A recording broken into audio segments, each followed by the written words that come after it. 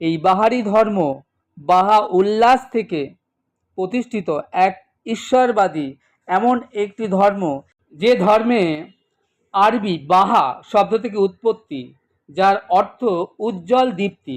ঊনবিংশ শতাব্দীতে পারস্যে, যার বর্তমান নাম ইরান, হলো এই ধর্মের উৎপত্তি স্থল। মানব ধর্মের আধ্যাত্মিক ঐক্য হলো এই ধর্মের মূল ভিত। সমগ্র বিশ্বে বর্তমানে 200টিরও বেশি দেশে ও অঞ্চলে এই ধর্মের আনুমানিক 5 থেকে 6 মিলিয়ন বাহাই অনুসারী রয়েছেন। এই ধর্ম অনুসারে স্বর্গীয় দূতদের মাঝে রয়েছেন ইব্রাহিম, গৌতম বুদ্ধ, যীশুখ্রিস্ট, মোহাম্মদ ও অন্যান্যরা। আপনারা এখন দেখছেন দিল্লি শহরে বিশ্বের সব থেকে সুন্দর এবং সুউচ্চ যে সকল ট্যুরিস্ট স্পটগুলো রয়েছে তার মধ্যে অন্যতম এই লোটাস টেম্পল। এই বাহারি ধর্মের উপাসনাগার, এই টেম্পল এর ভেতরে কিন্তু মোবাইল ক্যামেরা, ইলেকট্রনিক ডিভাইস কিংবা ভিডিওগ্রাফি করা কোনো অনুমতি নেই। তবুও শুধুমাত্র এই লোটাস টেম্পলের ভেতরটা আপনাদেরকে ঘুরিয়ে দেখাবো বলেই একটা রিস্ক নিয়ে আমি এই ভিডিওগ্রাফিটা করলাম।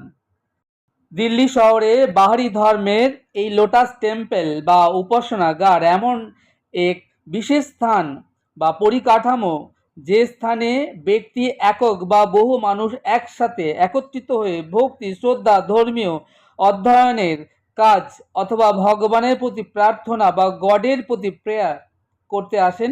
এই উদ্দেশ্যে নির্মিত বিল্ডিংকে বলা হয় উপাসনাগার। লোটাস টেম্পল হলো এমন এক উপাসনাগার যেখানে বহু মানুষ একত্রিতভাবে সমবেত হয়ে উপাসনা করতে পারেন, তার শ্রেষ্ঠ পরিকাঠামো। এই বাহারি ধর্মের প্রবর্তক বাহা উল্লাস তিনি বলেছেন, পৃথিবীর সকল মানুষ এবং মানব জাতি হলো একই পরিবারভুক্ত, এক পিতামাতার সন্তান। তাদের এইভাবেই থাকা উচিত, যেমনভাবে ভাই বোনেরা একসাথে একে অপরের সঙ্গে মিলেমিশে থাকে একই পরিবারভুক্ত হয়ে। বাহা ধর্ম হলো পারস্য, অর্থাৎ যার বর্তমান নাম ইরান, এর বাহা উল্লাস এক ঈশ্বরবাদী ধর্ম।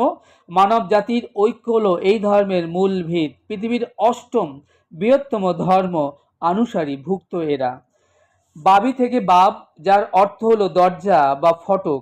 এই লোটাস টেম্পল হলো এমন একটি উপাসনাগার।